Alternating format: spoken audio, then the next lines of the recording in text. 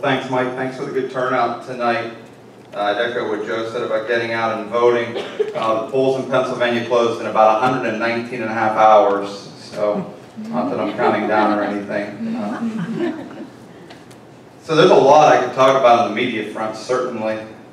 You have WikiLeaks, you have the candidates charging media bias repeatedly. Certainly the Trump campaign has made those allegations. He made it in one of the debates, that it was a 3-on-1 situation. And I'm going to talk a little bit about bias tonight and address some of the notions of a liberal media bias. But I would argue there's a greater bias that is troubling in terms of the role that journalism plays, and that's a financial bias.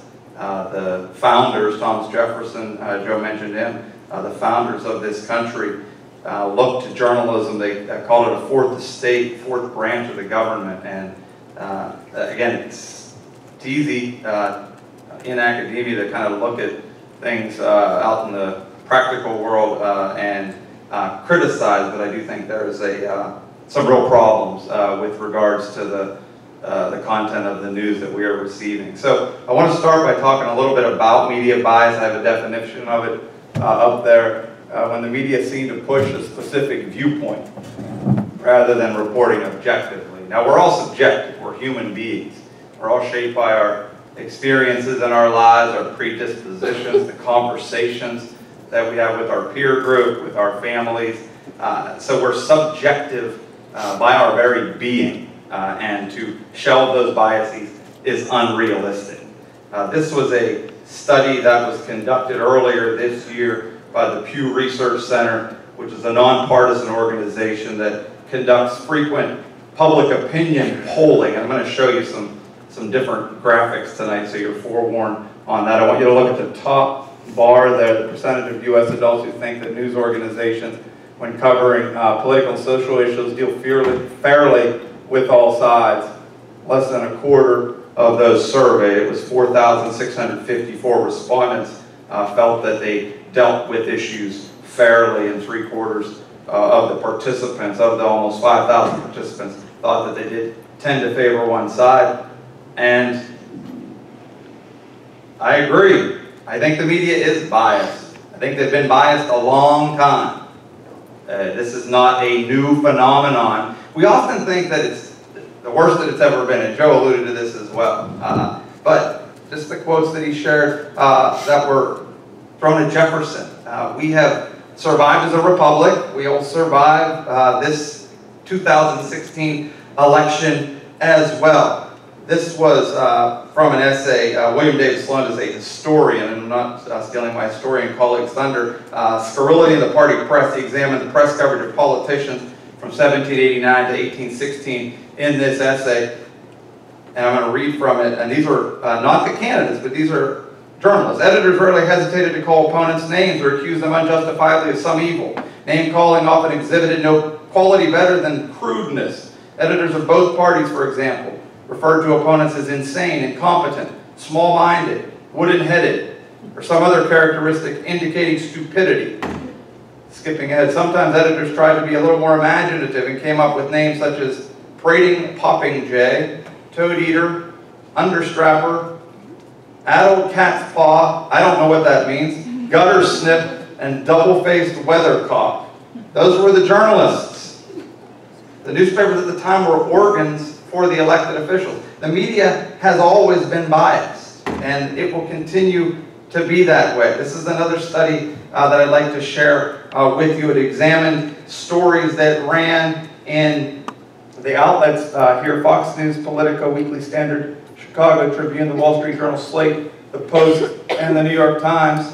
And they looked at stories that ran from July 1 of 15 to July 31 of this year. And so it was the primary and general election season, and big surprise, the outlets that we thought would be more favorable to conservative candidates did indeed prove to play that out. And Slate, Washington Post, New York Times, publications that have a reputation of leaning to the left ideologically on the political continuum, leaned that way.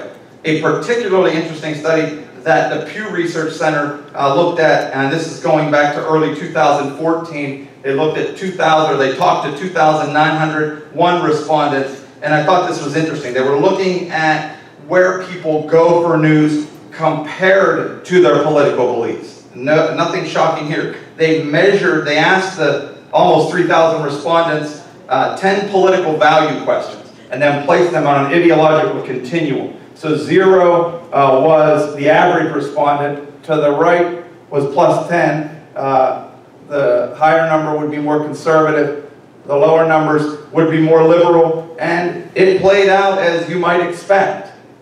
People who lean to the left ideologically, they went to CNN, they went to MSNBC, they went to the New Yorker, they went to the former political satire programs on Comedy Central. Those who were the right, the furthest to the right, went to political talk radio, which is overwhelmingly conservative. So there is a bias in the news, and to refute that, I think, would be naive, and let's acknowledge that and move forward from that. What I would argue, a more problematic bias, in my opinion, is the incentive of the mass media in our U.S. Commercial model that we have to be motivated not to necessarily serve in that fourth estate role that I talked about earlier, but to make money. And this is nothing new. A key moment in journalism that we talk about in terms of news divisions beginning to be held accountable for making money was the rise of 60 Minutes, which I think ironically does a fantastic job and thorough, comprehensive, well-rounded coverage. But it had success in the late 1970s, began to generate some money for CBS, and people realized the news division, which you were willing to operate in the red and overcome that in your other elements of the networks, they said, hey, 60 Minutes is making money. We want news divisions to make money. So the expectations were raised for news divisions. And that has impacted the coverage that we see. Now, I am not an opponent of American capitalism. I think that I'm not saying that there shouldn't be, that we shouldn't have these outlets be able to go out and make a buck. But I want to share with you some of the big dollars that we're talking about. During the primary season, we had numbers that were through the roof in terms of debates. CNN charged advertisers $200,000 for a 30-second spot in the GOP debate they hosted. CNBC, $250,000. They charged $250,000 for the debate that they hosted, and they sold out. All of the networks that hosted primary debates sold out their spots. As a point of comparison, with regards to the number of people that viewed particularly the Republican debates, and that's the Trump phenomenon. He's the shiny object that you never know what you're going to get or see. But look at the numbers from the GOP debates in 2015-16 versus the ones from 4 years ago when you had Mitt Romney, Santorum, Rick Santorum, the former senator from Pennsylvania, Ron Paul, Rand Paul's father, and Newt Gingrich were a number of the Republican candidates. They made a lot of money on these debates. And again, I'm not critiquing that. I just want you to understand the dollars that we're talking. This is a quote from Paul Rittenberg, the Executive Vice President of Advertising Sales for the Fox News Channel. It's live programming. It's big ratings. It's water cooler conversation. It's everything advertisers are looking for these days. Our version of the Super Bowl, or at least the playoffs. Okay to make money, but I do think that in many ways we need to also expect more from the news outlets. The general election debates, we had 3 of them, as Joe mentioned, and they are sponsored by the Commission on Presidential Debates, which is nonpartisan. It's a private organization. It hosts the general election debates, and then it provides the feeds for the debates to the networks, and they're commercial free. But the stations can charge, or in their pre- and post-debate coverage, they sell spots. And again, they were making the kind of money that they were generating in their pre- and post-debate analysis, upwards of $200,000 for commercial spots. General election debates, Clinton-Trump, the first one, it drew 84 million viewers. It is the most viewed presidential debate. Actually, they are in the top 5 now. The second debate drew 69 million viewers. The third, 71.5 million viewers. So they're making a lot of money on these debates.